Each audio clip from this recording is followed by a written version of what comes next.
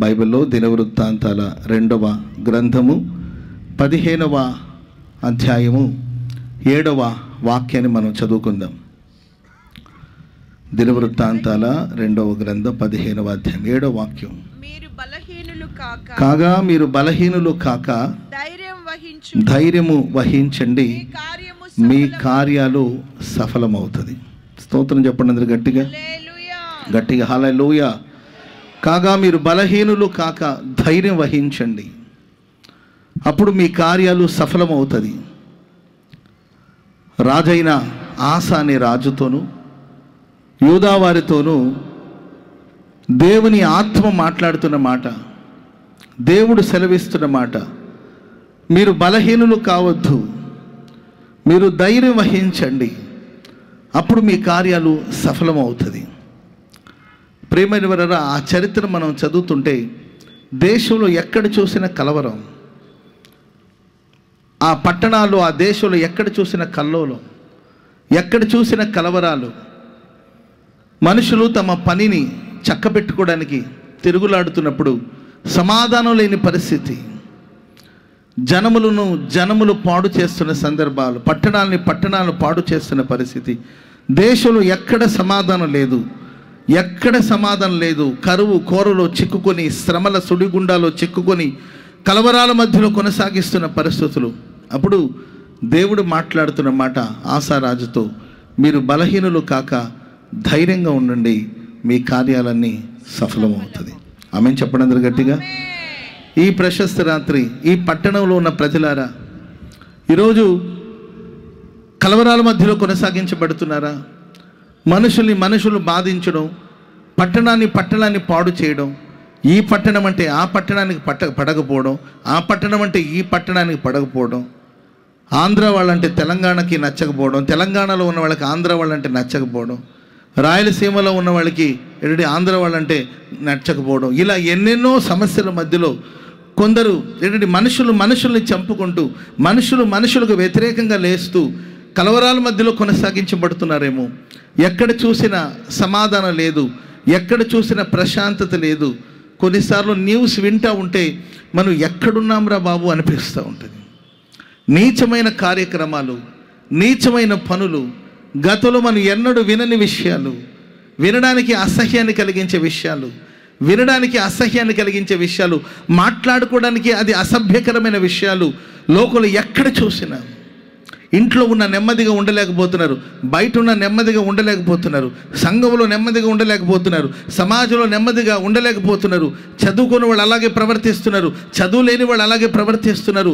మానవుడు విచక్షణ జ్ఞానాన్ని కోల్పోయి ఎక్కడ చూసిన సమాధానం లేని వాతావరణాన్ని మనం చూస్తున్నాం. దేశాలు అభివృద్ధి పొందుతుందని సంతోషించాలా, లేకపోతే ఒక దేశం మరొక దేశాన్ని ఎలా పాడు చేయాలని? దేవుడు మనకిచ్చిన జ్ఞానం, దేవుడు మనకిచ్చిన తెలివి మంచి వాటి కోసం దేవుడు ఆ జ్ఞానాన్ని మనకు ప్రసాదించాడు. కానీ దేవుడిచ్చిన జ్ఞానాన్ని పెట్టుకుని, దేవుడిచ్చిన జ్ఞానాన్ని సంపాదించుకొని సాటి మనిషిని బాధించి, ఒకవైపు తినడానికి తిండి లేకుండా ప్రజలు అల్లాడిపోతుంటే, మరోవైపున తిన్నది అరక్క అల్లాడిపోయే మనుషులను మనం చూస్తున్నాం. ఒకవైపున ఒక పూట కూడా ఆహారం లేకుండా అల్లాడిపోయే మనుషులుంటే, మరొక వైపున ఎక్కువైపోయి ఆహారాన్ని వ్యర్థం చేసే మనుషులు మనం చూస్తున్నాం. ఎన్నో వ్యత్యాసాలు, ఎన్నో భేదాభిప్రాయాలు, సమాధానం కరువైపోయిన పరిస్థితిని ప్రపంచవ్యాప్తంగా మనం చూస్తున్నాం. ప్రియులారా, ఆనాడు ఆసా పరిపాలిస్తున్న దినాల్లో యూదా ప్రజల మధ్యలో ఎక్కడ చూసిన కలవరాలు, నెమ్మది లేని వాతావరణం. అప్పుడు దేవుడు మాట్లాడతాడు, చుట్టూ జరుగుతున్న ఈ పరిస్థితులను చూసి, మన చుట్టూ మాట్లాడుకుంటున్న మాటలను బట్టి, జరుగుతున్న ఈ స్థితిగతులను బట్టి మీరు బలహీనులు కావద్దు, సమాజాన్ని చూసి బలహీనపడవద్దు. కొందరు చేసే పనుల గురించి మనం ఆలోచించినప్పుడు అసలు మనుషులందరూ నమ్మకూడదేమో అని అనిపిస్తుంది. ఎందుకంటే ఎవరిని నమ్మాలో ఎవరిని నమ్మకూడదో అర్థం కాని పరిస్థితి. నమ్మిన వాళ్ళే నట్టింట ముంచుతూ ఉన్నారు. మనం ప్రేమించి నమ్మి మన అనుకొని మనం నమ్మి ఎవరికైనా, అది డబ్బు కావచ్చు, లేకపోతే మన కుటుంబాన్ని కావచ్చు, లేకపోతే మన పిల్లల్ని కానీ వాళ్ళ చేతులకు అప్పచెప్పి మనం వెళ్ళామనుకోండి, మనం తిరిగి వచ్చేసరికి ఏమన్నా అయి ఉండొచ్చు. ఇలాంటి పరిస్థితులన్నీ చూసినప్పుడు మనుషులు నమ్మడం మానేస్తున్నారు. మనుషుల మీద మనుషులకు మంచి అభిప్రాయం లేకుండా పోతుంది. ప్రేమైన వారు, బైబిల్ సెలవిస్తుంది ఇలాంటి వాతావరణం మధ్యలో మనం ఒకవేళ ఉన్నప్పటికీ ఈ రాత్రి వాక్యం మనతో మాట్లాడుతున్న మాట ఏంటంటే, నీవు ఈ పరిస్థితులన్నిటిని చూసి నీవు బలహీనపడొద్దు, నువ్వు ధైర్యంగా ఉండు, నీ కార్యం నేను సఫలం చేస్తాను. చెప్పండి కూడా మొదలు గట్టిగా హల్లెలూయా చెప్పండి, గట్టిగా హల్లెలూయా. దేవుని మాటకు లోబడిన యూదావారు కావచ్చు, దేవుని మాటను అంగీకరించిన ఆశారాజు కావచ్చు, దేశంలో ఉన్న కల్మషమంతా తొలగించారు, దేశంలో ఉన్న అపవిత్రంతా తొలగించారు, దేశాన్ని శుద్ధి చేశారు, పట్టణాన్ని శుద్ధి చేశారు, అపవిత్రమైన వాటిని ఆ దేశంలో లేకుండా చేయడం ప్రారంభించారు, దేవుని వెతకడం ప్రారంభించారు, దేవుని వైపు తిరగడం ప్రారంభించారు. అప్పుడు దేవుడు శత్రులందరి మీద వాళ్ళకి విజయాన్ని ప్రసాదించి దేశమంతా సమాధానంగా మారింది. ఆమేన్ చెప్పండి అందరూ గట్టిగా. ఈ ప్రశస్త రాత్రి ఈ పట్టణానికి దేవుడు సమాధానం దయచేయునుగాక. ఈ పట్టణానికి దేవుడు తన కృపను అనుగ్రహించునుగాక. ఈ పట్టణంలో ఉన్న ప్రజలు పరిశుద్ధాత్మ శక్తి చేత నింపబడుదురుగాక. ఈ పట్టణానికి దేవుడు మేలు చేయునుగాక. ఎప్పుడంటే ఈ పట్టణంలో ఉన్న మనం బలహీనులు కాక ధైర్యం వహించాలి. అప్పుడు సక్సెస్ అనేది మనకు వస్తుంది. అప్పుడు మనం సక్సెస్ అంటే ఏంటి, సఫలమవడం అంటే ఏంటి? చాలామంది అనుకుంటారు ఆస్తులను పోగు చేసేస్తే అది ఒక విజయం అంటారా? పెద్ద ఉద్యోగం సంపాదించేసాం, అదొక విజయం అంటారా? కావలసినంత డబ్బు సంపాదించాం, అది విజయం అంటారా? గొప్ప ఇల్లు కట్టేశాను, అది విజయం అంటారా? మనిషి ప్రశాంతంగా బ్రతకాలి, మనిషి క్షేమంగా బ్రతకాలి, మనిషి సుఖంగా బ్రతకాలి. దేవుడు మనకిచ్చిన ప్రతిరోజు ప్రభులో నిలిచి, ప్రభునందు ఆనందించి, ప్రభునందు పరవశించి, ప్రభులో మనం జీవించాలి. ఆస్తులు ఉన్నాయా లేవో అది వేరే విషయం, ఐశ్వర్యం సంపద ఉందో లేదో అది వేరే విషయం, పేరు ప్రఖ్యాతులు ఉన్నాయా లేదో అది వేరే విషయం అండి. ప్రియులరా, ఒక సక్సెస్ఫుల్ మ్యాన్, ఒక జీవితంలో విజయం పొందిన వ్యక్తి ఒక జీవితం ఎలా ఉంటుందంటే, తన జీవితంలో దేవుడిచ్చిన ప్రతి క్షణాన్ని ఆయన పరవశంతో సాగిపోతాడు. ఆమేన్ చెప్పండి అందరూ గట్టిగా. హల్లెలూయా. ఒక ఆయనకి పుస్తకాలంటే చాలా ఇష్టం అన్నమాట. అందుకొరకే పుస్తకాలను సేకరించడం ప్రారంభించాడు, పుస్తకాలను పోగు చేయడం ప్రారంభించాడు. ఎన్ని పుస్తకాలు పోగు చేశాడంటే 3 లక్షల పుస్తకాలను పోగు చేశాడు. ఎన్ని లక్షల పుస్తకాలండి? 3 లక్షల పుస్తకాలని పోగు చేసి తన ఇంట్లోనే ఒక పెద్ద లైబ్రరీ లాగా చేసి ఆ ఇల్లంతా పుస్తకాలతో నిండిపోయాయి. ఎవరో అడిగారంట, సార్ ఏంటంటే ఇన్ని గ్రంథాలయం, ఇన్ని పుస్తకాలు తీసుకొచ్చి మీరు ఇలా ఉంచారు, ఎందుకంటే అంటే నాకు పుస్తకాలంటే చాలా ఇష్టం, బుక్స్ అంటే నాకు చాలా ఇష్టం, కనుకనే నా ఇల్లే ఒక గ్రంథాలయం లాగా మార్చేశాను, ఎన్నో గ్రంథాలతో నింపేశాను నా ఇల్లు అంటే. అప్పుడు వాళ్ళు అడిగారంట, సరే సార్ ఈ 3 లక్షల పుస్తకాల్లో ఎన్ని చదువుంటారు మీరు అని అడిగారు. ఒకటి కూడా చదవలేదన్నాడట. అదేంటి సార్ 3 లక్షలు పోగు చేశారు పుస్తకాలు, ఒకటి కూడా చదవకపోవడం ఏంటంటే, నేను పుస్తకాలంటే నాకు ఇష్టం కనుక పోగు చేసే పనిలో ఉన్నాను. ఇంకొక 100 పోగు చేద్దాం, ఇంకొక 200 పోగు చేద్దాం, ఇంకొక 300 పోగు చేద్దామని పోగు చేసి 3 లక్షల పుస్తకాలు పోగు చేసిన తర్వాత చదవడం ప్రారంభిద్దామని నేను అనుకున్నాను.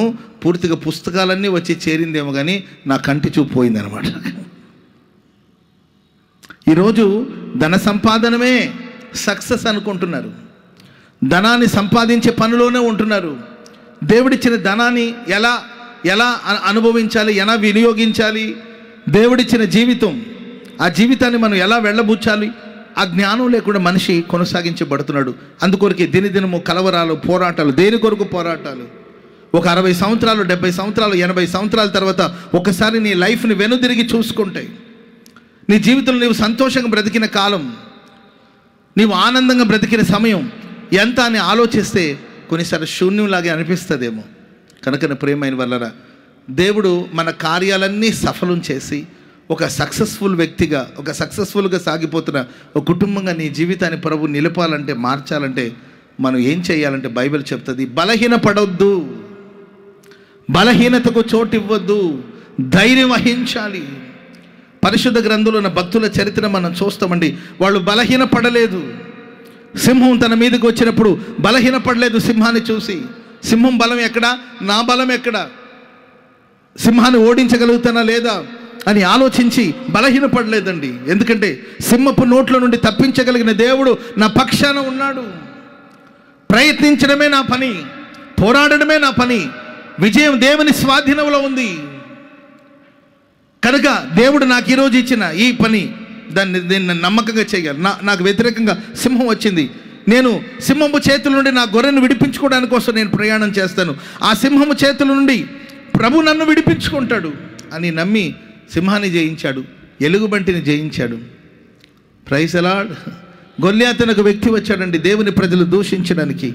వాస్తవంగా దావీదును చూసుకుంటే తన బలం కొంచెమే, తన శక్తి కొంచెమే, తన వయసు చిన్నదే, తన ఆకారం చిన్నదే, యుద్ధ ఆయుధాలు మోయడం తనకు చేత కాదు. బలవంతంగా రాజు సరే ఈ ఆయుధాలని ధరించుకోమంటే ఇది నాకు వాడుక లేదు, ఏదో సంపాదించాలని, ఏదో పెంపొందించాలని, ఏదో ప్రయత్నాలు చేసి విఫలమవడం కాదు, ఇది నాకు వాడుక లేదు అని విడిచిపెట్టి దేవుని నామాన్ని చేతపట్టి దేవుని మీద అపరిమితమైన విశ్వాసాన్ని ఉంచుకొని సమస్యను చూసి బలహీనపడలేదు, శత్రువు చూసి బలహీనపడలేదు, శత్రు యొక్క బలాన్ని చూసి బలహీనపడలేదండి. ధైర్యం వహించి దావీదు ముందుకు వెళ్ళాడు. గొల్యాతు మీద దేవుడు అఖండ విజయాన్ని ప్రసాదించాడు. చప్పట్లు కూడా మంది గట్టిగా హల్లెలూయా. దావీదు జీవితం అంతా పుట్టిన ప్రతి మనిషి జీవితంలో ఏదో ఒక పోరాటం ఉంటూనే ఉంటుంది. పోరాటాల వైపు చూడొద్దు. ఆమేన్, హల్లెలూయా. పోరాటాల వైపు చూడొద్దు, శ్రమల వైపు చూడొద్దు. ఇబ్బంది కొలిమిలో ఉన్నవేమో దాన్ని చూసి నువ్వు బలహీనపడొద్దు, నువ్వు కలవరపడవద్దు, ధైర్యాన్ని కలిగి ఉండాలి. దావీదు జీవితంలో ఎన్నెన్నో పోరాటాలు. ఓ సందర్భం వచ్చినప్పుడు 600 మంది తనతో ఉన్నవాళ్ళు తనకు శత్రువులుగా మారిపోయారు. పరిస్థితులు ఎప్పుడు, ఎక్కడ, ఎవరు, ఎలా మారుతారో మనం చెప్పలేమండి. ఒక్కొక్కసారి మన వేళ్ళే మన కళ్ళను పొడుస్తుంది. Praise the lord. అర్థమైందండి? మన వేళ్ళే మన కళ్ళని పొడుస్తుంది, మన పళ్ళే మన నాలుకను కొరుకుతుంది. చెప్పలేం మనం. అయ్యో నాలుక కొరుక్కునంటే నాలుక నీదే, పళ్ళు నీదే కదండి. అర్థమైందండి? నాలుక చుట్టూ పళ్ళు వరస ఉండి ఆ నాలుకను కాపాడుతూ ఉంటుంది కదా. ఒక్కొక్కసారి ఆ పళ్ళ కిందకి నాలుక రావడం, ఆ పళ్ళే ఆ నాలుకను కొరికేస్తుంది, లేకపోతే గాయపరుస్తూ ఉంటుంది. దావీదుతో ఉన్న 600 మంది ఏదో కారణం కావచ్చు, ఆ కారణాన్ని బట్టి మొత్తం మీద అందరూ వ్యతిరేకంగా లేచి రాళ్ళు రువి చంపాలని అనుకున్నారంటే మీరు ఆలోచించాలి.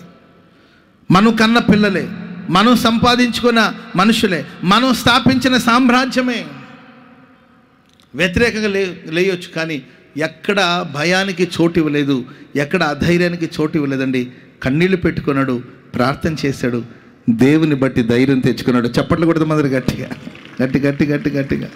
గట్టిగా హల్లెలూయా. సర్వశక్తి కలిగిన దేవుడు నీకు విజయాన్ని ప్రసాదించేవాడు, నీ కార్యాలు సఫలం చేసే దేవుడు. ఆ సర్వశక్తి గల దేవుడు నీతో ఉన్నాడు. ఆయన నీకు విజయాన్ని ప్రసాదిస్తాడు. నీవు చేయునదంతయు సఫలమయ్యేటట్లుగా ప్రభు చేస్తాడు. జయ జీవితాన్ని దేవుడు నీకు ఇస్తాడు. ఎప్పుడు అంటే నువ్వు బలహీనపడవద్దు, నువ్వు అధైర్యపడిపోవద్దు,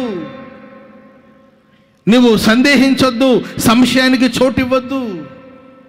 బలహీనపడకుండా ధైర్యంగా ఎవరైతే నిలబడతారో వాళ్ళ జీవితంలో దేవుడు వాళ్ళు చేయునదంతా సఫలమయ్యేటట్లుగా ప్రభు చేస్తాడు. ఆమేన్. అసలు మనిషి ఎందుకు బలహీనపడతాడు, మనిషి బలహీనపడడానికి గల కారణాలు ఏంటి అని మన వాక్యంలో చదువుతూ ఉంటే యెషయా గ్రంథం 1వ అధ్యాయం 5వ వచనం చదువుదామా. యెషయా గ్రంథం 1వ అధ్యాయము 5వ వాక్యం. నిత్యము తిరుగుబాటు చేయొచ్చు,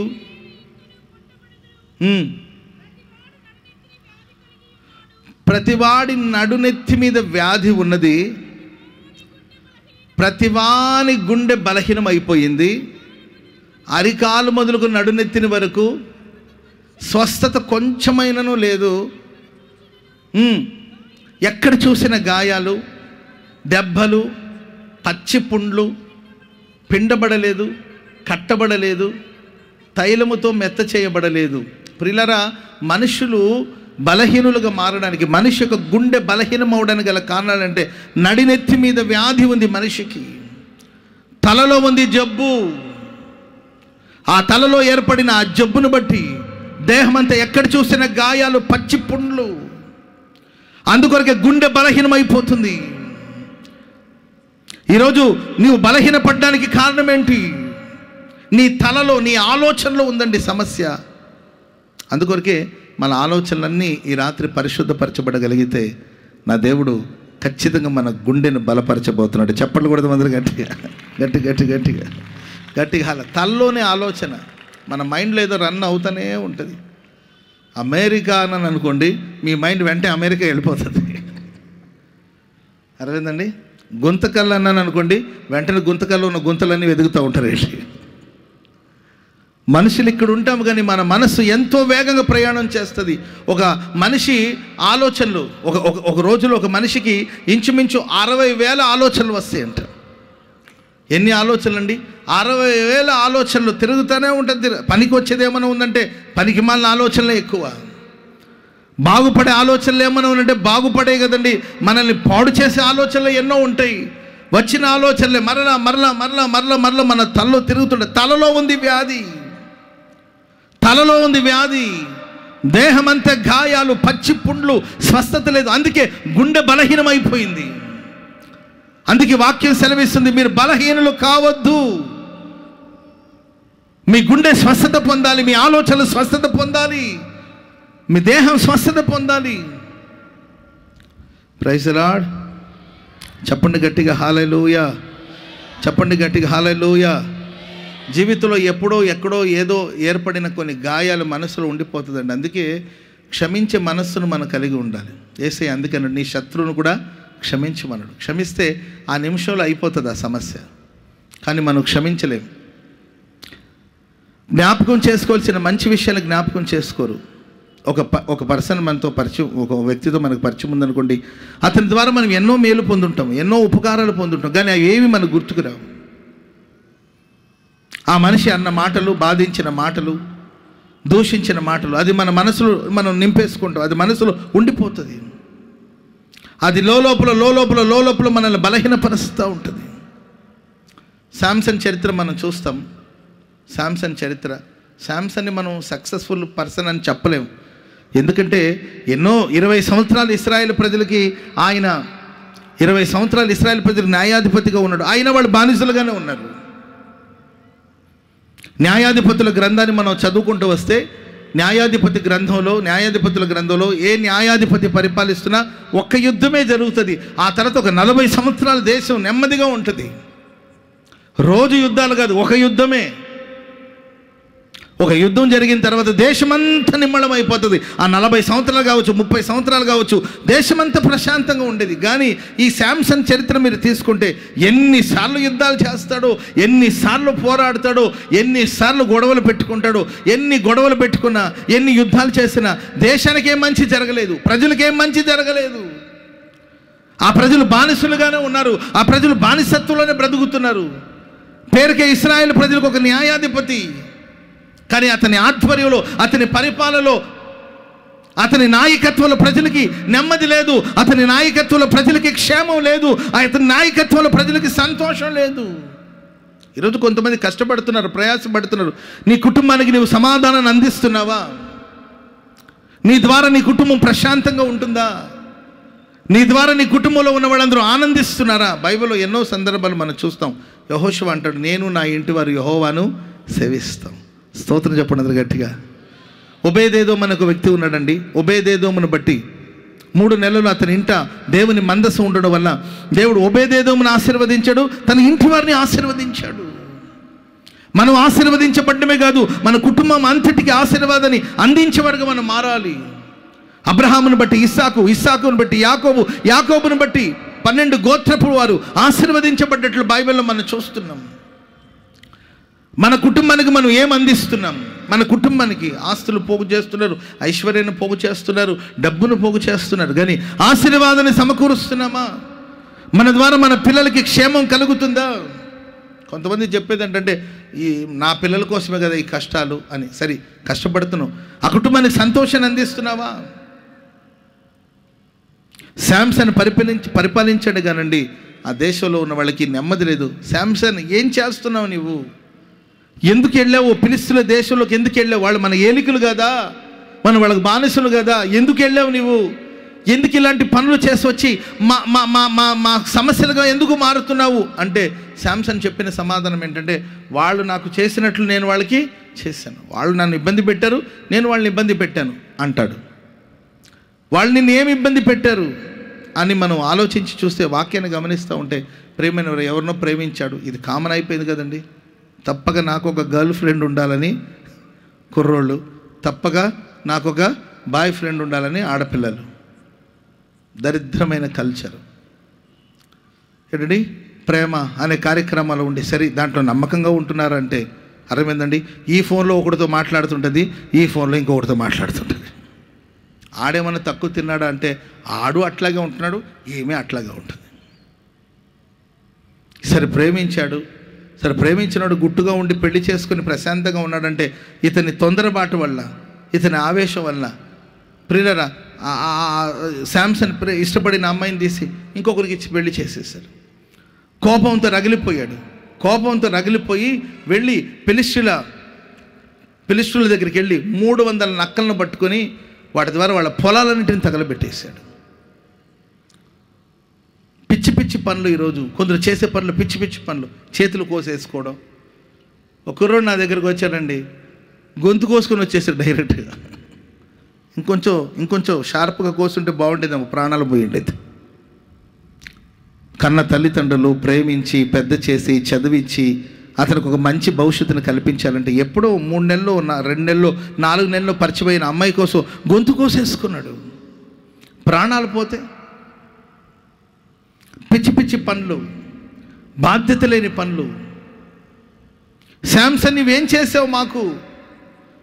వాళ్ళ పొలాలు తగలబెట్టేసి వచ్చేసారు. వాళ్ళు నాకు చేసినట్లు నేను వాళ్ళకి చేశారని శాంసన్ అంటాడు. ఏం చేసావు? వాళ్ళు ఏం చేశారు? నీకేమైనా కీడు చేశారా శాంసన్? ఆ అమ్మాయిని వాళ్ళు ఏంటండి, ఆ అమ్మాయిని ఆ కుటుంబానికి ఏదో కీడు చేశారండి, అంతేక రెచ్చిపోయి వాళ్ళకి కీడు చేయడం ఇట్లాంటి కార్యం. అంటే జీవితంలో ఏర్పడిన కొన్ని గాయాలు, జీవితంలో మనసులో కలిగిన కొన్ని కార్యాలు మర్చిపోకుండా చూడండి. యోసేపు జీవితంలో మనం చూస్తే అన్నలు అతను కీడు చేశారు, అన్నలు ద్రోహం చేశారు, అన్నలు ఐగుప్తు దేశానికి అమ్మివేశారు. ఎన్నో కార్యక్రమాలు యోసేపు జీవితంలో చూస్తాం. అవన్నీ కూడా మర్చిపోయాడు. అంటాడు, నా తండ్రి ఇంటి వారిని నేను మర్చిపోయేటట్లుగా ప్రభు చేశాడు. చెప్పండి కూడా మొదలు గట్టి మనసులో మనకు ఎక్కడో జరిగిన కొన్ని గాయాలు మనసులో పెట్టుకుంటే అది లోలోపల మనల్ని తొలచి మనల్ని బలహీనపరుస్తూ ఉంటుంది. మనుషులు దూషించిన మాటలు, మనుషులు నిందించిన నిందలు, అవి మనసులో పెట్టుకొని దాన్ని తలచి ఒకవేళ బలహీనమవుతున్నవేమో వాక్యం సెలవిస్తుంది. నీవు బలహీనపడవద్దు. తల్లో ఉంది ఈరోజు చాలామందికి వ్యాధి. నీ ఆలోచనలో ఉంది సమస్య, నువ్వు చూసే చూపులో ఉంది సమస్య, నువ్వు మాట్లాడే మాటలో ఉంది సమస్య. దాన్ని నువ్వు మార్చుకోగలిగితే, నీ ఆలోచనలో నా దోషాన్ని నువ్వు పోగొట్టుకోగలిగితే, దేవుని సహాయాన్ని అందుకోగలిగితే నీ గుండె బలహీనపడదండి. నీవు ధైర్యం వహిస్తావు. ఎక్కడైతే ధైర్యం ఉంటుందో అక్కడ దేవుడు కార్యాలన్నీ సఫలం చేస్తాడు. స్తోత్రం చెప్పండి అందరూ గట్టిగా హల్లెలూయా.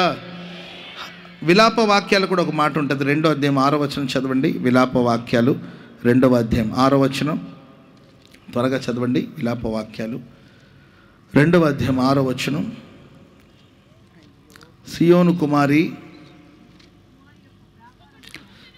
సియోను కుమారి యొక్క సౌందర్యం అంతయు తొలగిపోయిన చదవండి.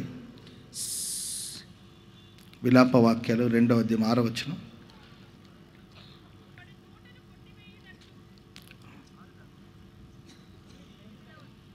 8వ వచనం చదవండి.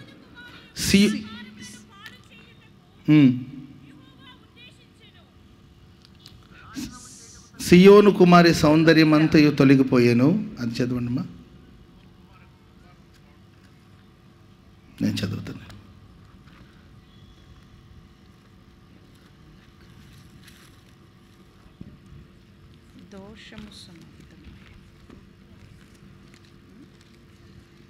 సియోను 1వ అధ్యాయం 6వ వచనం. ఓకే. సియోను కుమారి సౌందర్యమంతయు తొలగిపోయెను. దాని అధిపతులు మేతలేని దుప్పుల వలె ఉన్నారు. వాళ్ళు బలహీనులై తరము వారి ఎదుట నిలవలేక పారిపోయేది. చదవబడిన మాటలో సియోను కుమారి సౌందర్యమంతయు తొలగిపోయేను, దాని అధిపతులు మేతలేని దుప్పుల వలె ఉన్నారు, వారు బలహీనులై తరము వారి ఎదుట నిలవలేక పారిపోతున్నారు. అధిపతులు తరమే వారి ఎదుట నిలవలేకుండా పారిపోవడానికి గల కారణాలు ఏంటి? సమస్యలు మనల్ని తరుముతున్నప్పుడు ఆ సమస్యలు ఎదిరించి పోరాడి విజయం సాధించకపోవడానికి గల కారణాలు ఏంటంటే బలహీనమైన పరిస్థితి. బైబిల్ సెలవిస్తుంది, సియోను సౌందర్యమంతయు తొలగిపోయినని వాక్యుల గ్రంథస్థం చేయబడింది. సౌందర్యం అంటే బాహ్య సౌందర్యాన్ని గురించి నేను చెప్పట్లేదండి. ఆత్మీయ సౌందర్యం, మానసిక సౌందర్యం, ఈరోజు మంచితనం, మానసిక సౌందర్యం అనేది ఈరోజు మనిషి కోల్పోతూ ఉన్నాడు. కాబట్టి ప్రియులారా, మంచి సుగుణాలు, మంచి స్వభావాలు మనం కలిగి ఉన్నప్పుడు మన బలహీనం కాకుండా ఉంటాము, మన ధైర్యం వహిస్తాం. స్తోత్రం చెప్పండి గట్టిగా. ఒకరిని చూసి ఒకరు, ఒకరిని బట్టి ఒకరు మంచితనాన్ని పోగొట్టుకోకూడదు. వాళ్ళని బట్టి వీళ్ళని బట్టి మన అలవాటు లేకపోతే మన మంచితనాన్ని మనం పోగొట్టుకోకూడదండి. మంచి స్వభావం కలిగి మనం జీవించాలి. మీరు చూడండి, ఇస్సాకుకి రిబ్కా భార్యగా మారింది అంటే కేవలం సౌందర్యమే కాదు, కేవలం అందమే కాదండి, ఆమెలో ఉన్న మంచితనం. నీళ్లు చేది పోస్తాను, నీ దాహాన్ని తీర్చడమే కాదు, ఒంటెల దాహమంతా తీరుస్తాను. శ్రమపడే మనస్సును ఆయుధంగా ధరించుకునింది ఆమె. కాబట్టి ఈ ప్రశస్త వేళ ఈరోజు ఎందుకు బలహీనలు అవుతున్నాము, ఎందుకు బలహీనతకు మనం చోటిస్తుంటే మన మనసులో ఏర్పడిన గాయాలు, ఎప్పుడో ఎక్కడో ఏర్పడిన గాయాలు. దైవజనులు చెప్తూ ఉంటారు ఏంటండి, ఎప్పుడో ఎక్కడో ఏర్పడిన ఏదో ఒక గాయం మనల్ని బలహీన స్థితిలోనికి తీసుకెళ్తుందేమో. బైబిల్ చెప్తూ మీరు బలహీనపడొద్దు, మీ కార్యాలు నేను సఫలం చేస్తాను. రెండవదిగా, దేవుడు మనకిచ్చిన మంచి స్వభావాలు, దేవుడు మనకిచ్చిన మంచి సుగుణాలు, దేవుడు మనకిచ్చిన మంచితనాన్ని ఎప్పటికీ మనం పోగొట్టుకోకూడదండి. మీరు చూడండి, దావీదు జీవితంలో సింహం వచ్చి గొర్రెపిల్లని తీసుకెళ్ళిపోతుంది, పోరాడి ఆ స్వభావాన్ని మళ్ళీ తెచ్చుకున్నాడు. గొర్రెపిల్ల అనేది స్వభావానికి సాదృశ్యం. మన స్వభావాన్ని పాడు చేసి, లేకపోతే మన మంచితనాన్ని పాడు చేసే కొన్నిసార్లు మీరు చూడండి, ఎవరో కోసం ఆ మధ్య ఒక ప్రార్థనకు వచ్చి ఒక సహోదరి ఉందండి, ప్రార్థనకు వచ్చి సహోదరి ఉంటుంది, భర్త తాగుతూ ఉంటాడు. ఈమె ఎప్పుడు చెప్తూ ఉంటుంది, తాగుడు మానాలి, నీవు తాగుడు మానాలని భర్తకు ఎప్పుడు నచ్చ చెప్తూ ఉంటుందండి. ఆయన ఏం మానడు, తాగుతూనే ఉంటాడు. ఒకరోజు ఆమెకి కోపం వచ్చేసి సీరియస్గా వార్నింగ్ ఇచ్చింది, ఇదిగో ఇది ఆఖరిసారి నీకు వార్నింగ్ ఇస్తున్నాను, ఇది చివరిసారి నీకు వార్నింగ్ ఇస్తున్నాను, నీవు ఈ వ్యసనాల నుండి బయటికి రావాలి, నీవు త్రాగుడు మానాలి అని గట్టిగా చెప్పడం జరిగిందండి. చెప్తే ఆయన నేను మారను అన్నాడు.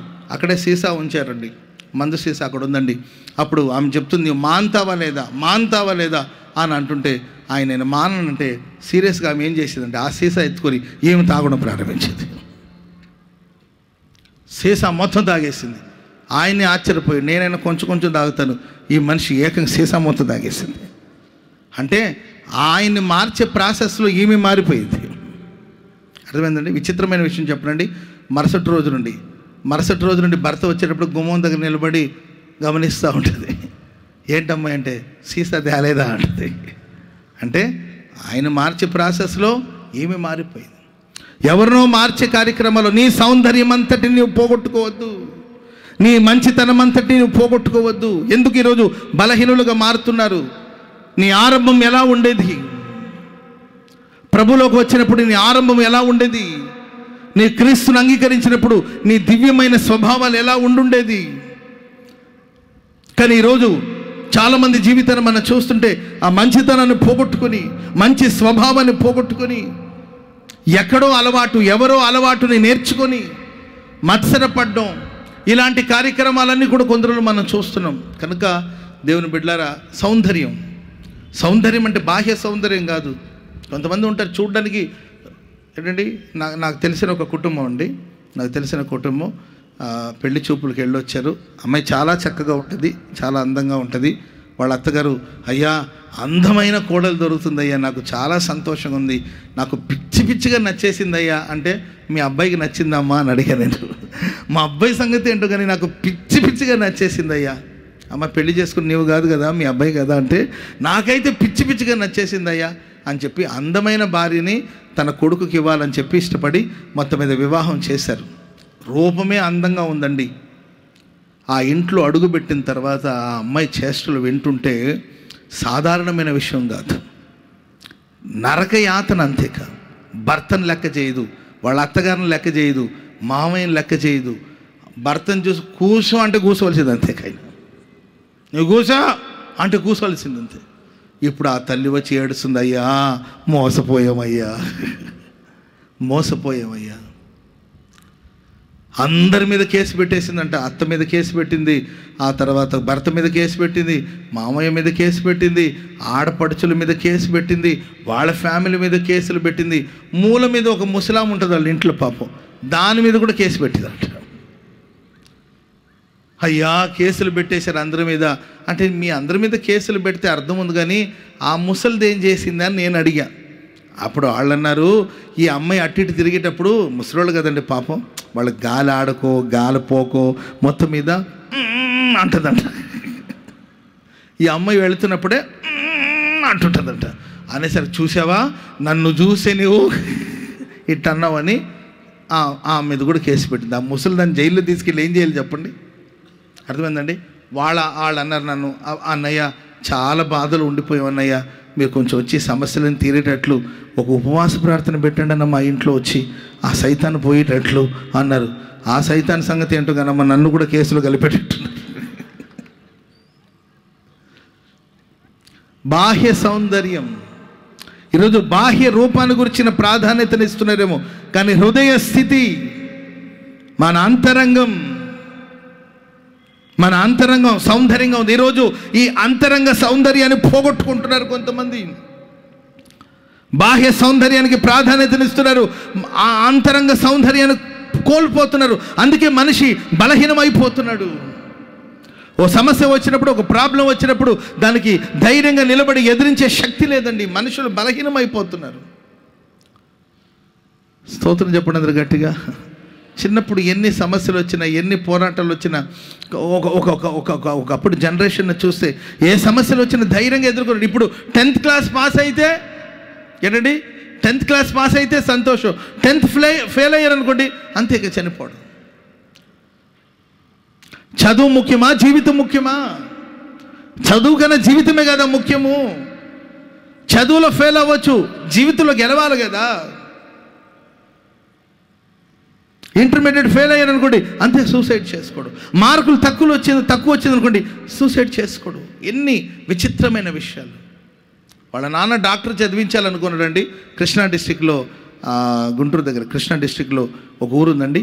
అక్కడ వాళ్ళ నాన్న వాళ్ళ పాపని డాక్టర్ చదివించాలనుకున్నాడు. ఎందుకంటే ఆయన డాక్టర్ అవ్వాలనుకున్నాడంట.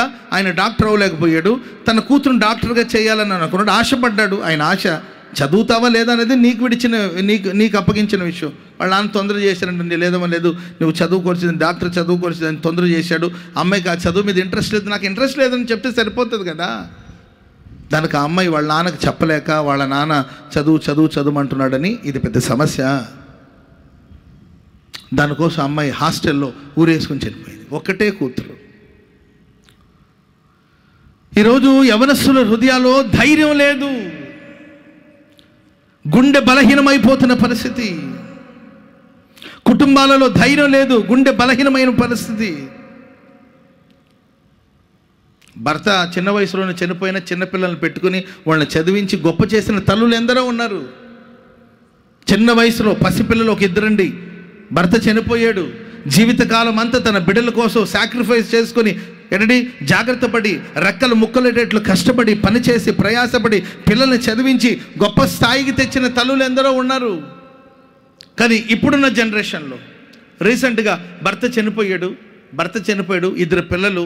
బయటికి వెళ్ళి పని చేసుకోవాలంటే తనకి ఇబ్బందిగా ఉంటుంది, బయటికి వెళ్ళి పని చేసుకోలేని పరిస్థితి, పిల్లలకు భోజనం పెట్టలేని పరిస్థితి, భర్త లేకపోతే జీవితాన్ని ఊహించుకోలేకపోయింది. అందుకే ఏం చేసింది తెలుసండి, పిల్లలిద్దరిని ఒళ్ళోకి తీసుకొని ఒక వైర్ తీసుకొని స్విచ్ బోర్డులో దాన్ని ఉంచేసి వైర్ తనకు తన పిల్లలకు చుట్టేసుకొని స్విచ్ ఆన్ చేసేస్తే మొత్తం బూడిదైపోయారు. ఎందుకంటే లెటర్ రాసి పెట్టింది, నా భర్త లేకపోతే నేను బ్రతకలేను, నా భర్త నన్ను జాగ్రత్తగా చూసుకున్నాడు, లైఫ్ నేను ఊహించుకోలేకపోతున్నాను, నా పిల్లల్ని నేను పోషించుకోలేను, రకరకాలమైన సమస్యలు వస్తున్నాయి, నన్ను వేరువేరుగా మాట్లాడుతున్నారు, నేను ఈ సమస్యలను ఫేస్ చేయలేను, అందుకొరకు నీవు చనిపోతే చనిపోయి పిల్లలు ఏం పాపం చేశారు? ఎందుకంటే ఈరోజు మనిషి గుండెలో ప్రాణంలో త్రాణ లేదు, గుండెలో ధైర్యం లేదు, బలహీన పడిపోతున్నారు. అందుకే వాక్యం సెలవిస్తుంది, మీరు బలహీనులు కాక ధైర్యం వహించండి. ధైర్యంగా ఉండడం మన పని అండి. బలహీన పడకుండా జాగ్రత్తగా ఉండడం మన పని. మన కార్యాలని దేవుడు సఫలం చేస్తాడు. చెప్పండి కూడా మొదలు గట్టి గట్టి గట్టి గట్టి గట్టి గట్టి మీ కార్యాలన్నిటి నా దేవుడు సఫలపరచునుగాక, సఫలపరచునుగాక.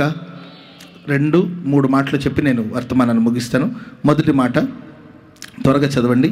2 లేకపోతే 3 మాటలు ఏ విషయాలు దేవుడు మనల్ని సఫలపరుస్తాడో చెప్పి ముగిస్తాను. కీర్తన గ్రంథం 20వ కీర్తన 5వ వచనం. త్వరగా చదవండి. కీర్తన గ్రంథం 20వ కీర్తన. యెహోవా నీ రక్షణను బట్టి మేము జయోత్సవం చేయుచు ఉన్నాము. మా దేవుని నామమును బట్టి మా ధ్వజం ఎత్తుచున్నాము. నీ ప్రార్థనలన్నీ యెహోవా సఫలపరచునుగాక. మనం బలహీనులు కాకుండా ధైర్యం వహిస్తే మన ప్రార్థనలన్నిటిని దేవుడు సఫలపరుస్తాడు. ఆమేన్ చెప్పండి అందరూ గట్టిగా. నీ ప్రార్థనలన్నిటిని దేవుడు ఆలకించునుగాక. నీ ప్రార్థనలన్నిటిని దేవుడు అంగీకరించునుగాక. నీ ప్రార్థన ఆలకించి నా దేవుడు నీ జీవితంలో ఆశ్చర్యమైన కార్యాలు జరిగించునుగాక. నీ పెదవుల నుండి వచ్చిన ప్రతి ప్రార్థన మానక నా దేవుడు ఆలకించి అంగీకరించునుగాక, అంగీకరించునుగాక. మనం ఆరాధించే దేవుడు ఏ విషయంలో మనల్ని సఫలపరుస్తాడు అంటే మన ప్రార్థనలన్నిటిని దేవుడు సఫలపరుస్తాడు. మన పెదవుల నుండి వచ్చిన ప్రతి ప్రార్థన ప్రభు వింటాడు. ఎప్పుడంటే నీవు బలహీనుడు కాక ధైర్యం వహించి ధైర్యముగా కృపాసనమును సమీపించి నువ్వు ప్రార్థించగలిగితే నీ ప్రార్థన ప్రభు వింటాడు, నీ ప్రార్థన సఫలమవుతుంది. పరిశుద్ధ గ్రంథంలో హన్నా అనే ఒక స్త్రీని గురించి మనం చూస్తాం. తనకు సంతానం లేకపోవడం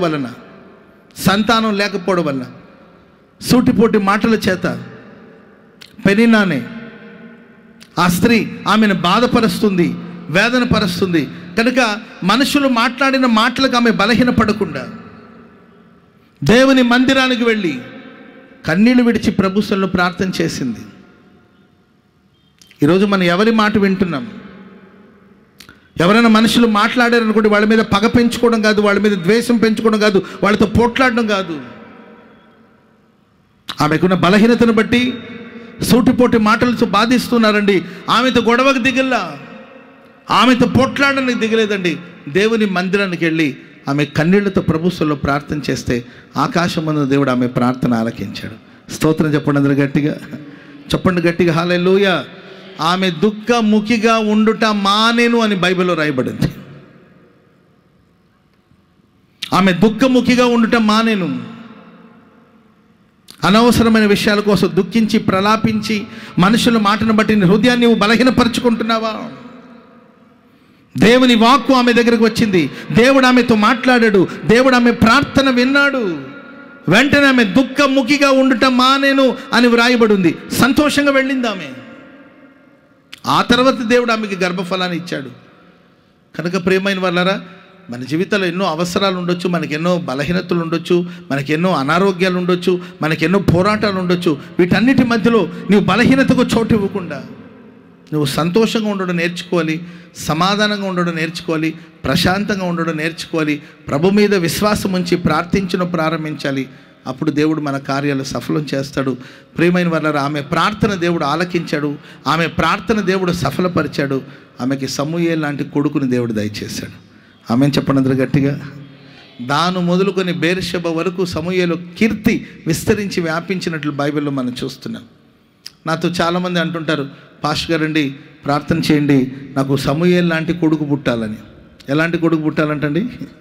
ప్రార్థన చేయండి, అచ్చో సమూయేలు లాంటి కొడుకే పుట్టాలంటే నేను అంటాను, నీవు హన్నమ్మలాగా మారితే నీకు సమూయేలు లాంటి కొడుకు పుడతాడు. నీకు ప్రశాంతత ఉండదు, అందరితో పేచీలు, అందరితో గొడవలు, అందరితో తగాదాలు, అందరి మీద విరోధ భావాలతో ఉంటే నీ గర్భవాసన సమూయేలు ఎలా పుడతాడమ్మా? నీ గర్భవాసలు సమూయేలు పుట్టాలంటే నీ ముందు హన్నాలాగా మారాలి.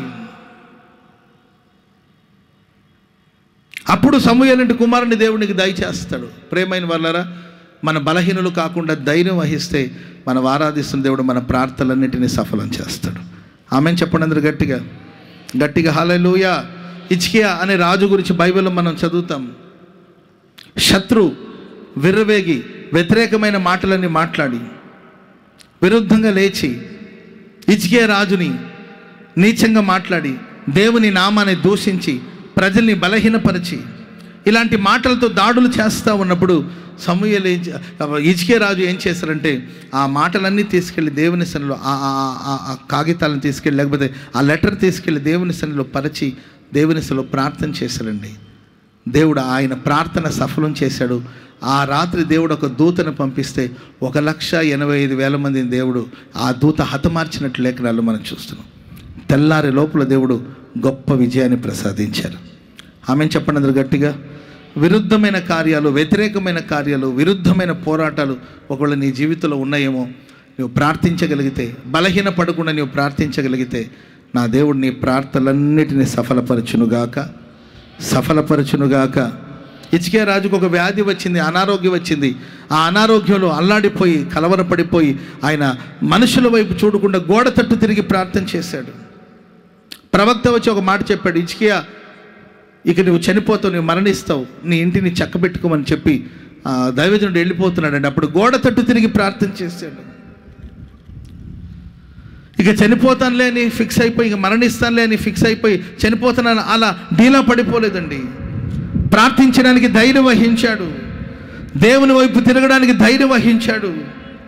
యథార్థ హృదయంతో నీ సన్నిధిలో నిన్ను ఎలా సేవించానో కృపతో జ్ఞాపకం చేసుకోమని దేవుని తట్టు తిరిగి ఆయన ప్రార్థన చేశారండి. దేవుడు అతని ప్రార్థన సఫలం చేసి దేవుడు అంటాడు, ఇంకా 15 సంవత్సరాల ఆయుష్ నీకు పొడిగిస్తున్నాను. ఆమెన్ చెప్పండి అందరు గట్టిగా. చెప్పండి గట్టిగా హల్లెలూయా. చెప్పండి గట్టిగా హల్లెలూయా.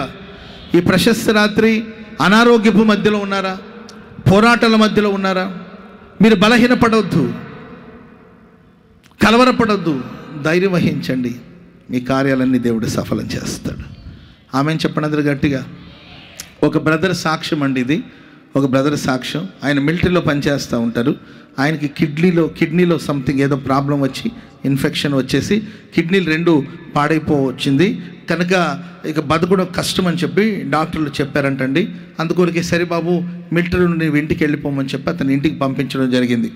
ఆయన దైవభక్తి కలిగిన వాడు, దేవుడి మీద విశ్వాసం ఉంచిన వ్యక్తి. విశ్వాసం అనేది మనకు ధైర్యాన్ని ఇస్తుంది. సో తన అనారోగ్యాన్ని బట్టి ఆయన ఏమాత్రం సందేహించలేదు, భయపడలేదండి. ధైర్యంగా ఉండడం ప్రారంభించాడు. ఇంటికి వచ్చాడు, పరీక్షించారు. డాక్టర్లు చెప్పారు ఇక ఒక 6 నెలలకు మించి బ్రతుకురు, డయాలసిస్ అవన్నీ కూడా చెయ్యాలి, ఆ కిడ్నీలు మార్చాలి. జనరల్గా చెప్తూ ఉంటారు కానీ అవన్నీ చెప్పుకుంటూ వస్తే నేను అవేమీ చేయనులేయ్యా, దేవుడు చూసుకుంటాడులే అని చెప్పి అలా ఉండిపోయాడు ఆ పెద్ద ఆయన.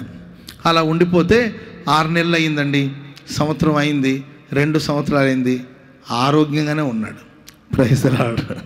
వాళ్ళ అమ్మాయికి డౌట్ వచ్చి, నాన్న 6 నెలలకే పోతావని అన్నారు, 2 ఏళ్ళు అయింది, అయినా నువ్వు గుండ్రాయిలాగే ఉన్నావు, అయినా ఒకసారి పరీక్షించుకుంటే మంచిది కదా, ఒకసారి వెళ్ళి మనం డాక్టర్ని కలుద్దామని చెప్పి డాక్టర్ దగ్గరికి వెళ్ళి చూస్తే అప్పుడు ప్రియులారా ఆ డాక్టర్లు పరీక్షించి అన్నారంట, అయ్యారండి ఇప్పటివరకు మీరు ఎలా బతికారు, అసలు నీ మనిషివేనా, అసలు మనిషివేనా, నువ్వు ఎలా బతికేవరా బాబు, ఇదిగో నేను చెప్తున్నాను ఇంకా 6 నెలలకు మించి నువ్వు బతకనని వాళ్ళు అన్నారంట.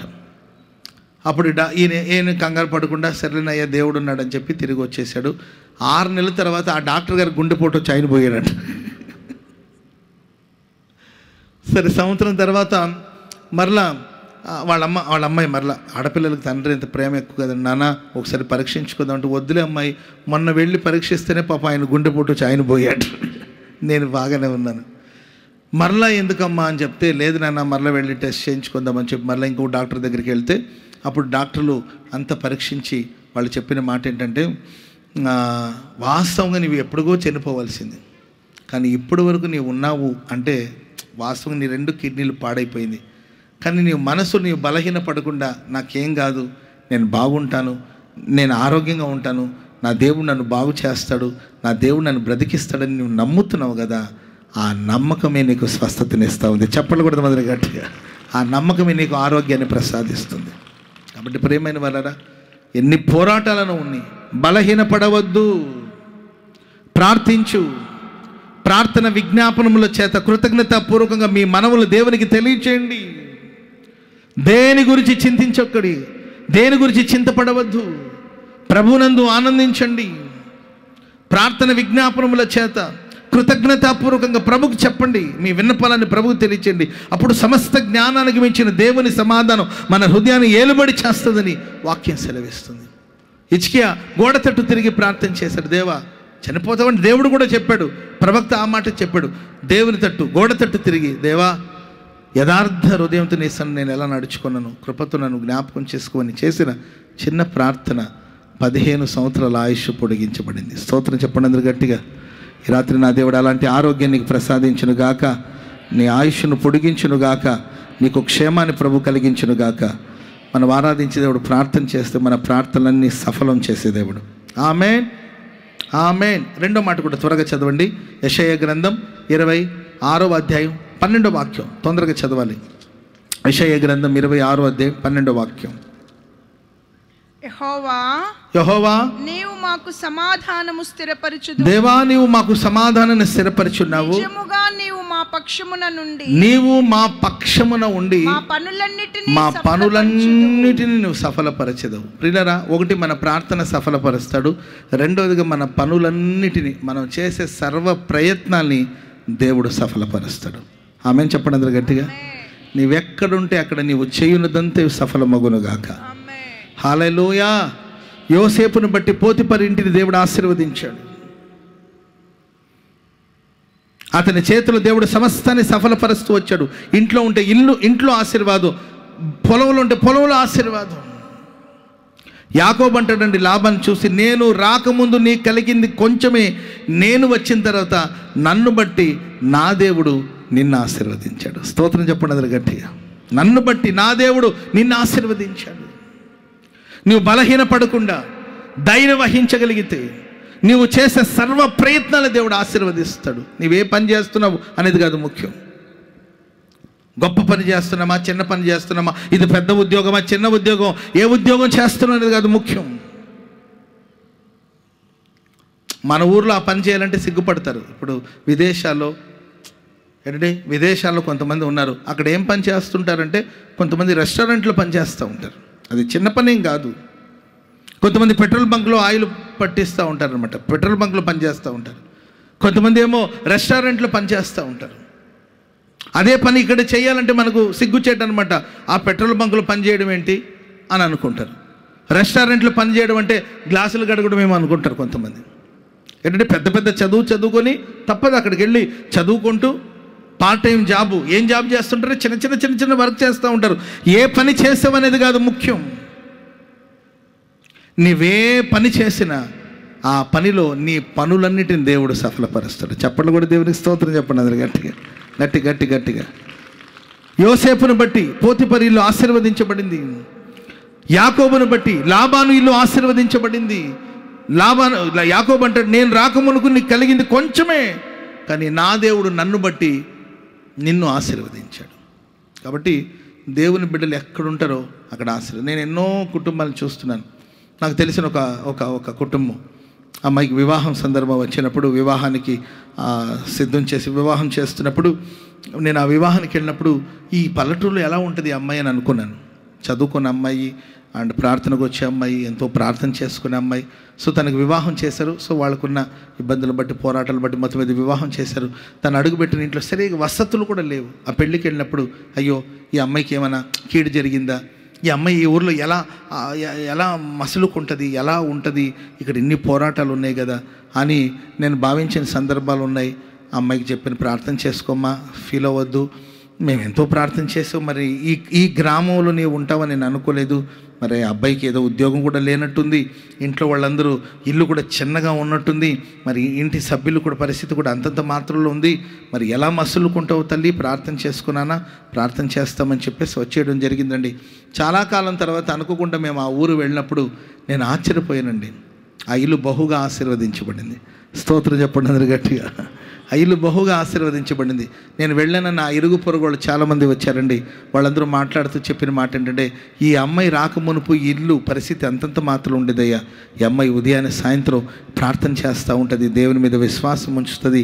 ఈ అమ్మాయి ప్రార్థన వల్ల తన భర్తకు మంచి ఉద్యోగం వచ్చింది. ఈమె ప్రార్థన వల్ల ఇంట్లో వాళ్ళకి ఆరోగ్యం వచ్చింది. ఈమె ప్రార్థన వల్ల ఇల్లు ఆశీర్వదించబడింది. ఈ ఊర్లో ఉన్న వాళ్ళందరూ చెప్పుకుంటారు, ఈ అమ్మాయి రాకమునుపు ఇంటి పరిస్థితి వేరు, ఈ అమ్మాయి వచ్చిన తర్వాత ఈ అమ్మాయిని బట్టి ఈ ఇంటిని దేవుడు ఆశీర్వదించాడు. స్తోత్రం చెప్పండి అందరూ గట్టిగా.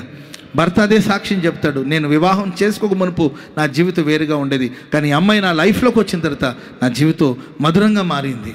ఆ ఇంటి సభ్యులు సాక్ష్యం చెప్తారు, అయ్యా ఈ అమ్మాయి మా ఇంటికి రాకమునుపు ఎప్పుడు కలవరాలు, గొడవలు, అనారోగ్యాలు, జబ్బులు, ఏంటి హాస్పిటల్ చుట్టూ తిరగడం, ఇల్లు లేకపోతే మెడికల్ షాపు అన్నట్టుండేది మా ఇల్లు. కానీ ఈ అమ్మాయి వచ్చి ప్రార్థన చేసి ఆ ప్రార్థన వల్ల మా స్థితిగతులన్నీ మారిపోయాయి. ఆమెను చెప్పండి అందరూ గట్టిగా. మనం చేయునదంతయు దేవుడు సఫలపరచునుగాక. ఒకటి, మన ప్రార్థన సఫలపరుస్తాడు. రెండోదిగా మన పనులన్నిటిని దేవుడు సఫలం చేస్తాడు. ఏ పని చేసినా విశ్వాసంతో చేయండి, ధైర్యంగా చేయండి, బలహీనపడొద్దు, చేసే పనిలో సిగ్గుపడొద్దు. చిన్న పని చేస్తున్నామే, చిన్న ఉద్యోగమే, సిగ్గుపడొద్దు. ఏ చిన్న పనైనా ధైర్యంగా చేయండి, విశ్వాసంతో చేయండి, నమ్మకంతో చేయండి. ఆ పనిలో దేవుడు మిమ్మల్ని ఉన్నత స్థాయికి దేవుడు తీసుకెళ్తాడు. స్తోత్రం చెప్పండి అందరు గట్టిగా, చెప్పండి గట్టిగా. హల్లెలూయా, హల్లెలూయా. ఇంకొక మాట, కీర్తనల గ్రంథం 20వ కీర్తన 4వ వచనం. కీర్తనలో 20వ కీర్తన 4వ వచనం చదవండి. యెహోవా నీ రక్షణను బట్టి నీ కోరికను సిద్ధింపచేసి నీ ఆలోచన యావత్తు సఫలపరచును గాక. మూడోదిగా మన ఆలోచనలన్నిటిని దేవుడు, ఒకటి ప్రార్థన సఫలమవుతుంది, రెండోదిగా మన పనులు సఫలమవుతుంది, మూడోదిగా మన ఆలోచనలన్నిటిని దేవుడు సఫలపరచునుగాక. హల్లెలూయా. జ్ఞానమణి గారు ఆలోచించారు, గుత్తి అనే పట్టణంలో సభను ఏర్పాటు చేయాలి అని అక్క ఆలోచన చేశారు. ఆ సహోదరి యొక్క ఆలోచన దేవుడు ఈ విధంగా సఫలపరిచాడు. స్తోత్రం చెప్పండి అందరూ గట్టిగా. వాతావరణం అనుకూలపరిచాడు, మనలందరినీ ఇక్కడ దేవుడు సమకూర్చాడు. మన ఆలోచనలు అది శ్రేష్టమైనది అయితే, అద్భుతమైనది అయితే, ఆలోచనలు మనం బలహీనపడకుండా ధైర్యంగా మనం ముందుకు సాగగలిగితే మన ఆలోచనలన్నిటిని దేవుడు సఫలపరుస్తాడు. యెరూషలేము ప్రాకారాలన్నీ కూలిపోయాయి. ఈ వార్త నెహెమ్యాకు తెలిసినప్పుడు, ప్రాకారాలంతా కూలిపోయింది, ఈ వార్త తెలిసినప్పుడు, అప్పటికి ఆయన ఒక ఉద్యోగంలో ఉన్నట్టు, అతనికి ఒక వార్త తెలిసింది, పట్టణం పాడైపోయింది, ప్రాకారాలు కూలిపోయాయి, శత్రువులు దాడి చేస్తున్నారు. ఈ వార్త విన్నప్పుడు దేవుని అసలు కూర్చుండి ఉపవసించి ప్రార్థన చేశాడు. నన్ను పంపిస్తే బాగుంటుంది, నేను వెళ్ళి ఆ ప్రాకారాలను కడతాను, కానీ నాకు అనుమతి ఇవ్వాలి కదా, నాకు పర్మిషన్ ఇవ్వాలి కదా అని దేవుని అసలు ఆయన ప్రార్థన చేసుకున్నాడు. దేవుడు అతని ప్రార్థన ఆలకించి తన ఆలోచనలు దేవుడు సఫలపరిచాడు. ఆమెను చెప్పండి అందరూ గట్టిగా. ఆయన వెళ్ళి ఏమి నాకు పర్మిషన్ ఇవ్వండి అని అడగలేదండి. రాజు సమ్ముఖానికి వెళ్ళి నిలబడినప్పుడు రాజు వెంటనే గుర్తుపెట్టాడు, నెహెమ్యా ఏంటి నీ ముఖం కలతగా ఉంది, ఏంటి ఏదో ఆలోచిస్తున్నవేంటి, నీ ముఖం కలతగా ఉంది ఏంటంటే, అప్పుడు ప్రస్తావించాడండి, అయ్యా యెరూషలేము ప్రాకారాలన్నీ కూడా కూలిపోయాయి అని తన మనసులోని విషయాన్ని తెలియచేస్తే, ఎన్ని దినాలు పడుతుంది, నీకు ఎన్ని దినాలు సెలవు కావాలి, నీకేం కావాలి, అవన్నీ కూడా సమకూర్చి నెహెమ్యాను పంపిస్తే నెహెమ్యా వెళ్ళి యెరూషలేము చుట్టూ ఎటు కూలిపోయిన ఆ ప్రాకారాలన్నిటి కూడా మరలా తిరిగి కట్టడానికి దేవుడు నెహెమ్యాను ఒక సాధనంగా ప్రభువు వాడుకున్నాడు. చప్పట్లు కూడా దేవునికి స్తోత్రం చెప్పండి అందరు గట్టిగా. హల్లెలూయా చెప్పండి గట్టిగా. ఆలోచన మన ఆలోచనలన్నిటిని దేవుడు సఫలపరుస్తాడు. ఆమేన్. డేవిడ్ లివింగ్స్టన్ అనే దైవజనుడు ఉన్నాడు. ఆయన చదువుకుంటున్న రోజులో డేవిడ్ లివింగ్స్టన్ ఆయన ఫ్రెండ్స్ ఇద్దరు కూర్చొని ఒక చోట ఒక బండ మీద కూర్చొని ఆలోచిస్తున్న ఫ్యూచర్ ఏంటి అని ఆలోచిస్తున్నప్పుడు ఒకడు అన్నాడు, నేను బాగా డబ్బు సంపాదించాలనుకుంటున్నాను, నేను బాగా డబ్బు సంపాదించి దేశంలోనే బాగా డబ్బునోడుగా మారాలనుకుంటున్నానని ఒకడు అన్నాడు. రెండోవాడు అన్నాడు, నేను రాజకీయంలోకి వెళ్ళిపోయి మంచి పదవిని సంపాదించి పరిపాలన చేయాలనుకుంటున్నాను నేను అని అన్నారు. మూడోదిగా డేవిడ్ లివింగ్స్టన్ గారు అన్నారు, నేను ఆఫ్రికా దేశానికి వెళ్ళి దేవుని సువార్త ప్రకటించాలనుకుంటున్నాను. స్తోత్రం చెప్పండి అందరు గట్టిగా. ఆఫ్రికా దేశానికి వెళ్ళి దేవుని మాటలు ప్రకటించాలనుకుంటున్నాను అని అన్నారు. పిచ్చి కాకపోతే లైఫ్ని ఎంజాయ్ చేయకుండా, జీవితాన్ని సంతోషం గడపకుండా, ఆఫ్రికా దేశంలో ఎన్నో పోరాటాలు ఉంటాయి, ఎన్నో సమస్యలు ఉంటాయి, అక్కడికి వెళ్ళి నువ్వేం చేస్తావు అని వాళ్ళు చెప్పారు. లేదు, దేవుడు నాకు ఈ దర్శనం ఇచ్చాడు, ఇది నా ఆలోచన, నా దేవుని ప్రణాళిక, నేను వెళ్ళి ఆఫ్రికా దేశానికి సువార్త ప్రకటించాలని వారు అనుకున్నారు. సరే, మూడు నిర్ణయాలు తీసుకున్నారు. ముగ్గురు నిర్ణయాన్ని బట్టి ఒక ఆయన డబ్బు సంపాదనలో పడిపోయాడు, ఇంకొక ఆయన రాజకీయంలో పదవులు సంపాదించుకోవడానికి నిమగ్నం అయిపోయారు. డేవిడ్ లివింగ్స్టన్ గారు దేవుని సువార్త కోసం ఆఫ్రికా ఖండానికి, ఆఫ్రికా దేశానికి సువార్త ప్రకటించడానికి కోసం వెళ్ళి ప్రేమైన ఎంతో ప్రార్థన పూర్వకంగా కుడి ఎడమలకు వ్యత్యాసం తెలియని ప్రజలకి దేవుని గురించి పరిచయం చేసి క్రీస్తు స్వారూప్యంలోనికి వాళ్ళు వచ్చేటట్లు, దేవుని యొక్క ప్రేమ ప్రతిబింబించేటట్లు అద్భుతమైన సేవ చేశారు. స్తోత్రం చెప్పండి అందరూ గట్టిగా. హల్లెలూయా. దానికోసం ఎంతో త్యాగం చేసుకున్నారు. ఆఫ్రికా దేశానికి వాళ్ళు వెళ్ళేటప్పుడు ఆయన ఒక మేక పిల్లని తీసుకెళ్లారంట, లేకపోతే ఒక గొర్రె పిల్లని తీసుకెళ్లారంట. ఎందుకంటే ఆయనకు ఆరోగ్యం బాగలేక మేక పాలు తాగాలను, లేకపోతే గొర్రె పాలు తాగాలను ఒక గొర్రెను కూడా తీసుకుని వెళ్ళడం జరిగిందంట. అక్కడికి వెళితే ఒక గూడెంలోనికి, లేకపోతే ఆఫ్రికా అరణ్య ప్రదేశంలో ఆ అడవి ప్రాంతానికి వెళ్ళినప్పుడు ఊరు లోపలికి వెళ్ళడానికి పర్మిషన్ అడిగినప్పుడు ఆ గూడెం ఒక నాయకుడు అడిగాడంట, నీకు లోపలికి వెళ్ళడానికి పర్మిషన్ ఇస్తే నాకేమి ఇస్తావని అడిగారంట. అయ్యా, నా దగ్గర ఇవ్వడానికి ఏమీ లేవు అని అన్నారంట. ఆ గొర్రె పిల్ల ఉంది కదా, అది నాకు ఇచ్చేయమన్నారంట. ఎందుకంటే ఆయన ఆ గొర్రె పాలు తాగే హెల్తీగా ఉంటాడు. సో ఆ గొర్రె నాకు ఇచ్చేస్తే నీకు నేను పర్మిషన్ ఇస్తున్నారంట. నాకు సేవే ముఖ్యమని తనకు జీవనోపాధిగా ఉన్న ఆ గొర్రె పిల్లని తీసి ఆ నాయకుడికి ఇస్తే, ఆ నాయకుడు తన చేతికర్రను డేవిడ్ లివింగ్స్టన్ గారికి ఇచ్చారంట. అప్పుడు ఆ చేతికర్రను పట్టుకుని ఆయన గ్రామంలోకి వెళితే ఆ కర్రను చూసి ఆ ఊర్లో ఉన్న వాళ్ళందరూ కూడా డేవిడ్ లివింగ్స్టన్ గారికి సాగిలపడ్డారంట. అలా ఆయన ఎన్నో పోరాటాల మధ్యలో దేవుని సేవ చేస్తూ వచ్చారు, అద్భుతంగా సేవ చేశారు. చివరికి ఆఫ్రికా దేశంలోనే ఆయన తుది శ్వాసను విడిచారండి. ఆయన మరణించినప్పుడు మోకాళ్ళ మీద ఉండి ప్రార్థన చేసుకుంటూ ఆ ప్రార్థనలోనే ప్రాణం విడిచాడు. Praise the Lord. హల్లెలూయా. ప్రియమైన మరల ఆఫ్రికా నుండి ఆ దైవజనుడిని మరల తమ స్వదేశానికి తీసుకొచ్చారండి. ఆయన బాడీని స్వదేశానికి తీసుకొస్తే ఆ రోజు డేవిడ్ లివింగ్స్టన్ గారి యొక్క అంతిమ యాత్ర కార్యక్రమానికి వేలాది మంది ప్రజలు వచ్చారండి. వేలాది మంది ప్రజలు వచ్చారు. ఆయన చేసిన సేవను బట్టి, ఆయన చేసిన పరిచయను బట్టి, ఆయన సంపాదించిన ఆత్మను బట్టి వేలాది మంది వచ్చారు. ప్రియమైన వాళ్ళరా, వస్తే అదే అంటే ఆ కార్యక్రమానికి ఈ రాజకీయంలో తిరిగి ఉన్నవాడు కూడా వచ్చాడంట. డబ్బు సంపాదించడానికి కోసం వెళ్ళాడు కదా, తన స్నేహితులు వచ్చారు. ఇద్దరి జీవితాలు, ఒకడు డబ్బు సంపాదనలో పడిపోయి జీవితాలు పాడైపోయి డబ్బంతా పోగొట్టుకుని ఆ నిస్సహాయపు స్థితిలో ఉన్నాడంట. రాజకీయంలో తిరిగి తన జీవితాన్ని పాడు చేసుకుని ఆయన కూడా అన్నిటిని పోగొట్టుకునే స్థితిలో నిలబడ్డారు. ఒక డేవిడ్ లివింగ్స్టన్ జీవితం మాత్రం మహిమకరంగా ముగించబడింది. స్తోత్రం చెప్పండి అందరూ గట్టిగా. హల్లెలూయా. కాబట్టి ప్రియమైన వాళ్ళారా, మన ఆలోచనలు బలహీనపడకుండా, పరిస్థితులు చూసి, పోరాటాలు చూసి, శత్రువులను చూసి, స్థితిగతులను చూసి బలహీనపడకుండా మనం ధైర్యంగా ముందుకు సాగగలిగితే మన ఆలోచనలన్నిటిని దేవుడు సఫలపరుస్తాడు. ఆమేన్. సహోదరి ఆలోచించింది, అన్నయ్య సహకరించారు. ఈరోజు ఈ సభ ఏర్పాటు చేయబడింది. మేమందరూ ఈ సభలో పాల్గొంటున్నాం, దేవుని మాటలు విత్తుతున్నాం, దేవుని మాటలు ప్రకటిస్తున్నాం. ప్రియమైన వాళ్ళరా, వెంటనే ఒకవేళ ప్రతిఫలం కనిపించకపోవచ్చు, ఏదో ఒక రోజు రాబోతుందండి. ఖచ్చితంగా ఈ పట్టణంలో మహిమ కలిగిన కార్యాలు ప్రభు చేయబోతున్నాడు. ఈ ప్రయత్నం విఫలమవదు, ఈ ప్రయాసం విఫలం కాదండి, ఈ ఆలోచన విఫలమవదండి. ఈ ఆలోచనలన్నింటినీ దేవుడు సఫలపరచునుగాక.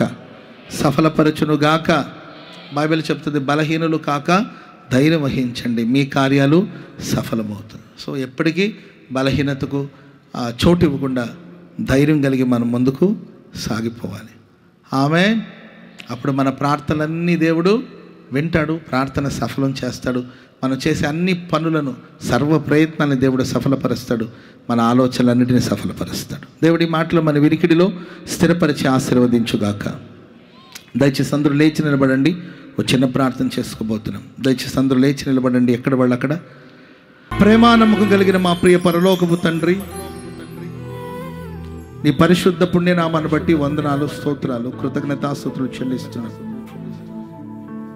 ఈ సభల మొదటి రాత్రి విస్తారమైన ప్రజల్ని మీరు తీసుకొచ్చినందుకే స్తోత్రం. నీ యందు మీ సేవకులు పడిన ప్రయాస వ్యర్థమైపోకుండా ఈ ఆవరణంలోనికి మీరు దిగి వచ్చినందుకై స్తోత్రం ప్రభువా. ఈ ఆవరణమంతా నీ మహిమతో మీరు నింపినందుకై స్తోత్రం తండ్రి.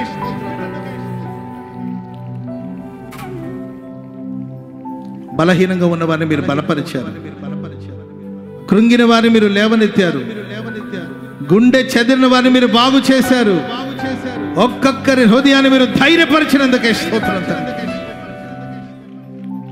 కార్యాలు సఫలం చేసే దేవుడిగా మీరు దిగి వచ్చారు స్వామి. నీ బిడ్డల ప్రార్థనలన్నీ సఫలమవ్వాలి, మీ బిడ్డల పనులన్నీ సఫలమవ్వాలి, నీ ప్రజల ఆలోచనలన్నిటిని సఫలపరిచే దేవుడవు స్వామి. నమ్మదగిన సహాయకుడా, దూరాన సమీపన ఉండి నీ మాటలు విన్న వాళ్ళందరినీ కృపతో జ్ఞాపకం చేసుకోండి. వాళ్ళ కార్యాలన్నిటిని సఫలపరచండి. ఎక్కడున్నా, ఏ స్థితిలో ఉన్నా కుడివైపున మీరు నిలబడి జయం అనుగ్రహించమని వేడుకుంటున్నాం. మేము కేవలం ప్రయత్నం మాత్రమే చేస్తాం. మాకు జయం ఇచ్చేది నీవు ప్రభు. మా ఒంటరితనంలో మాకు తోడుగా ఉన్నందుకే స్తోత్రం. విజయానందంతో మమ్మల్ని తృప్తిపరిచే దేవుడవు స్వామి. గొప్ప కార్యాలు చేయండి. ఎవరైతే ఇక్కడ బలహీనులుగా ఉన్నారో వాళ్ళందరికీ ఈ రాత్రి గొప్ప విడుదల కలుగును గాక, సంపూర్ణమైన స్వస్థత కలుగును గాక. ఒక్కొక్కరిని గాయపడిన హస్తాన్ని చాపి ముట్టి విడుదల దయచేయండి స్వామి. ఘనమైన కార్యాలు చేయండి. ఈ పట్టణంలో ఇది మొదలుకొని పరిశుద్ధాత్మ కార్యాలు మెండుగా జరుగును గాక. ఈ పట్టణమంతా కదిలించబడును గాక. ప్రజలు నీ వైపు త్రిప్పబడును గాక, నిన్ను సేవించుదురు గాక.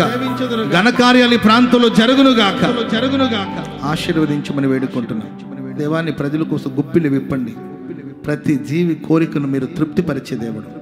సహాయం చేయండి. సభలు ఏర్పాటు చేసిన థామస్ అన్న వాళ్ళ కుటుంబం కోసం ప్రార్థన చేస్తున్నాం స్వామి. నిస్వార్థంగా మంచి మనసుతో వారి ప్రాంతాన్ని గురించిన